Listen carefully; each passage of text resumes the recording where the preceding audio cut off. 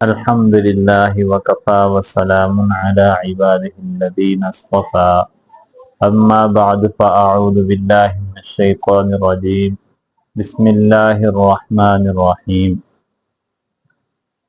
ہمارا صراط مستقیم کورس برائے خواتین شروع ہے۔ آج انشاءاللہ تعالی اس کا چوتھا سبق ہم پڑھیں گے۔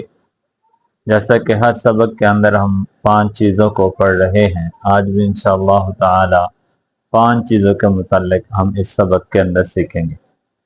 پہلے نمبر پر قرآن پاک کی آیت، دوسرے نمبر پر حدیث پاک، تیسرے نمبر پر عقیدہ، چوتھے نمبر پر مسئلہ اور 5ویں نمبر پر ہم ایک دعا سیکھیں گے۔ اللہ تبارک و تعالیٰ سے دعا ہے اللہ پاک ہم سب کو صحیح سیکھنے کی، اس پر عمل کرنے کی توفیق عطا فرمائے۔ سب سے پہلے نمبر پر قرآن پاک کی آیت سے شروع کر لیتے ہیں۔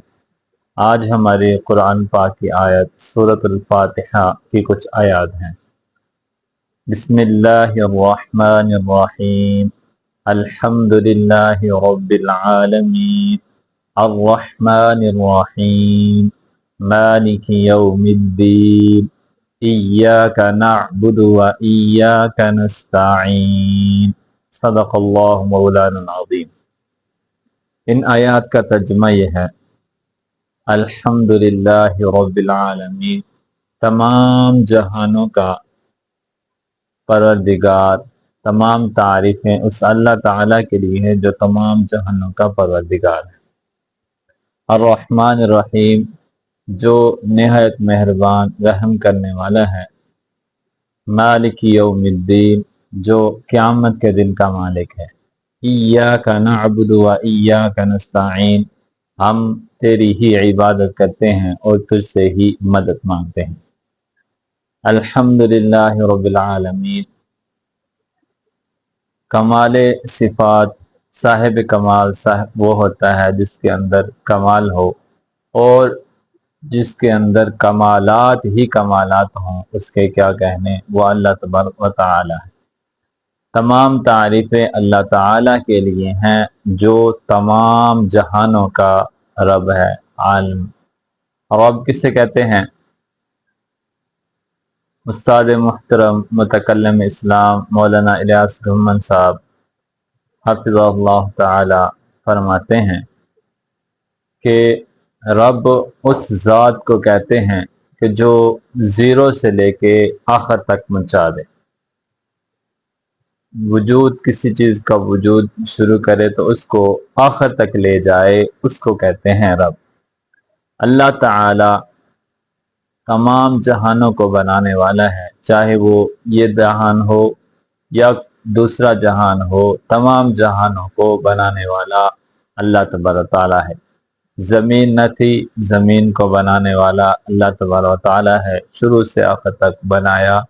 آسمان نہ تھا، اللہ تبارک تعالی نے آسمان کو بنایا۔ اسی طرح ایک بیج لے لے تو شروع سے لے کے اس کو ایک تناور مضبوط درخت بنا دینا، یہ اللہ تبارک تعالیٰ کا کام ہے۔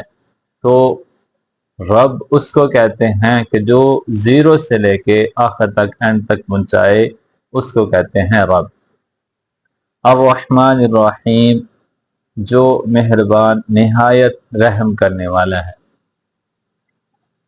استاد محترم متکلم اسلام فرماتے ہیں رحمان اور رحیم کے درمیان فرق ہے۔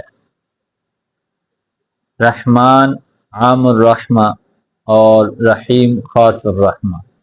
عام الرحمہ کا مطلب یہ ہے کہ جس کی رحمت تمام پر ہو، عام ہو، کافر پر بھی، مشرک پر بھی، مسلمان پر بھی، تمام انسانوں پر جس کی رحمت عام ہو، اس کو کہتے ہیں الرحمن۔ اور رحیم خاص الرحمہ، خاص رحمت کو کہتے ہیں، یہ صرف مسلمان کے لیے ہوگی۔ جیسے عربی کا ایک مقولہ ہے رحمان فی الدنیا اور رحیم فی الآخرہ، الرحمن فی الدنیا والرحیم فی الآخرہ، کہ دنیا کے اندر اللہ تبارک و تعالی رحمان ہے، یعنی مسلمان کو بھی روزی دے رہا ہے، کافر کو بھی روزی دے رہا ہے، مسلمان کو بھی نعمتیں دے رہا ہے، کافروں کو بھی مشرکوں کو بھی نعمتیں دے رہا ہے۔ تو الرحمن فی الدنیا، رحمان اللہ تبارک و تعالیٰ کی صفت یہ دنیا کے اندر اللہ تبارک و تعالیٰ کے لیے خاص ہے۔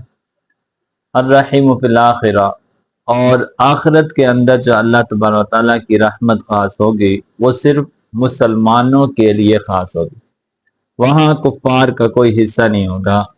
اس لیے کفار جو بھی چیز استعمال کرنا چاہیں وہ دنیا کے اندر ان کے لیے خاص ہیں، اس لیے کہتے ہیں کہ کافروں کے لیے دنیا ہی ان کی جنت ہے اور مومن کے لیے دنیا یہ قید خانہ ہے۔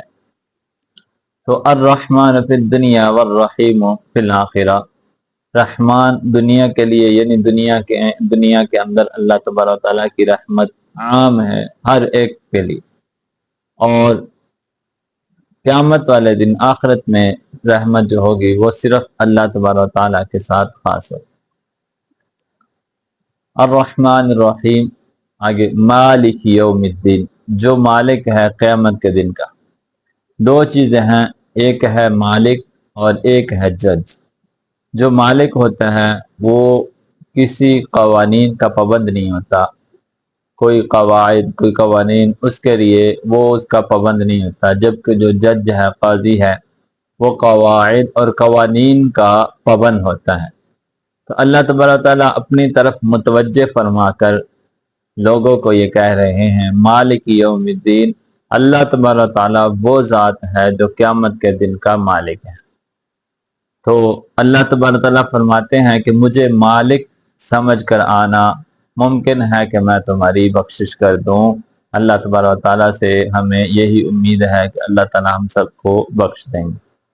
ایاک نعبد و ایاک نستعین، ہم تیری ہی عبادت کرتے ہیں اور تجھ سے ہی مدد مانگتے ہیں۔ مدد دنیا کے لحاظ سے دیکھیں، جیسے ہم نے کوئی چیز پکڑنی ہو، مانگنی ہو، جیسے کھانا کھانا ہے تو کھانا مانگ لیتے ہیں، اسی طرح پانی پینا ہے تو پانی مانگ لیتے ہیں، یہ دنیا کے لحاظ سے۔ لیکن بعض چیزیں وہ ہیں جو اللہ تبارک تعالیٰ کے ساتھ خاص ہیں، وہ صرف ہم اللہ تبارک تعالیٰ سے ہی مانگ سکتے ہیں، جیسے اولاد کا دینا، یہ صرف اللہ تبارک تعالیٰ کی خاصیت ہے، یہ کسی انسان، کسی پیر، کسی نبی، کسی ولی اس کے ساتھ یہ خاص نہیں ہے۔ تو صرف ہم اللہ تبارک تعالیٰ سے ہی اولاد کی نعمت مانگ سکتے ہیں، اس کے علاوہ کسی سے ایسی مدد مانگنا جائز نہیں ہے۔ ایاک نعبد و ایاک نستعین، ہم تیری ہی عبادت کرتے ہیں اور تجھ سے ہی مدد مانگتے ہیں۔ دوسرے نمبر پر حدیث پاک ہے ان ابی درداء رضی اللہ تعالی عنہ قال رسول اللہ صلی اللہ علیہ وسلم من حفظ على امتی 40 حدیثا فی امر دیننا بعثہ اللہ فقیہا وکنت له یوم القیامت شافعا و شہیدا۔ حضرت ابو درداء رضی اللہ تعالی عنہ سے روایت ہے، رسول اللہ صلی اللہ علیہ وسلم نے فرمایا، جو شخص میری امت کے دینی امور کے متعلق 40 حدیثیں یاد کرے گا، اللہ تعالیٰ اس کو فقیہ بنا کے اٹھائیں گے اور میں قیامت کے دن اس کے لیے سفارشی بنوں گا اور اس کے حق میں گواہی دوں گا۔ اس حدیث سے یہ بات معلوم ہوتی ہے کہ جو شخص بھی 40 حدیثیں یاد کر لے تو اللہ تبارک تعالیٰ اس کو کل قیامت والے دن فقیہ، یعنی وہ جو بہت بڑے عالم ہو، قرآن و سنت سے مسائل نکالنے والے ہوں، ان کو کہتے ہیں فقیہ۔ تو اللہ تبارک تعالیٰ اس کو فقیہ بنا کے اٹھائے گا۔ ہم ابھی کورس کے اندر، یہ کورس 40 اسباق پہ مشتمل ہے، تو جیسے جیسے ہم حدیث پڑھتے جائیں، ایک ایک حدیث آپ ساتھ ساتھ یاد کرتے جائیں، جیسے ہی ہمارا کورس مکمل ہوگا ہمیں 40 آیات کی تفسیر معلوم ہو چکی ہوگی، 40 حدیثیں یاد ہو چکی ہوں گی، 40 مسائل ہم سیکھ چکے ہوں گے اور 40 عقیدے ہم سیکھ چکے ہوں گے، 40 دعائیں ہمیں یاد ہو جائیں گی۔ تو جیسے جیسے ہم احادیث کو پڑھیں تو ساتھ ساتھ ان کو یاد بھی کرتے جائیں۔ اس حدیث کے مطابق اللہ تبارک و تعالیٰ اس کو فقیہ بنا کے اٹھائے گا، اور آپ صلی اللہ علیہ وسلم کل قیامت والے دن اس کے لیے سفارشی بنیں گے اور اس کے حق میں گواہی دیں گے۔ یہ کتنی سعادت کی بات ہے، کتنی فضیلت کی بات ہے۔ اللہ تعالیٰ ہمیں یاد کرنے کی توفیق عطا فرمائے، عمل کرنے کی توفیق عطا فرمائے۔ تیسرے نمبر پر ہے عقیدہ، عموم باری تعالیٰ، عموم قدرت و تقدیر باری تعالیٰ۔ عموم قدرت یہ اہل سنت والجماعت کا عقیدہ اس کے بارے میں یہ ہے کہ اللہ تبارک تعالیٰ اپنے کیے ہوئے فیصلوں کو تبدیل کرنے پر قادر ہے۔ اللہ تبارک تعالیٰ نے ایک فیصلہ کیا ہے، اب اس کو تبدیل کرنا چاہیں تو اس پہ اللہ تبارک تعالیٰ قادر ہیں، اس کو بدلنا چاہیں تو بدل سکتے ہیں، لیکن بدلیں گے نہیں۔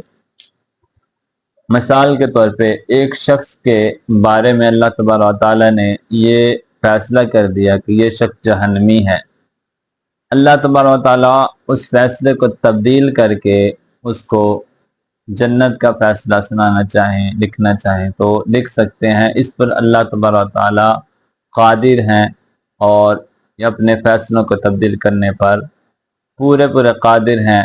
جیسے اللہ تبارک تعالیٰ ارشاد فرماتے ہیں ان اللہ علی کل شیء قدیر، اللہ تعالیٰ ہر چیز پر قادر ہے۔ اگر کوئی شخص کہے کہ ایسا تو ممکن نہیں، اللہ تبارک تعالیٰ نے جو فیصلہ کر دیا ہے بس وہی فیصلہ ہے، اللہ تبارک تعالیٰ اس کو تبدیل نہیں کر سکتے، تو یہ مجبور محض کا عقیدہ بن جائے گا، جو کہ اہل سنت والجماعت کا عقیدہ نہیں ہے۔ تو پھر قرآن پاک کی یہ آیت ان اللہ علی کل شیء قدیر کے خلاف آئے گا، کیونکہ اللہ تبارک تعالیٰ تو ہر چیز پر قادر ہیں، اپنے فیصلوں کو تبدیل کرنا چاہیں تو تبدیل کر سکتے ہیں، لیکن کریں گے نہیں۔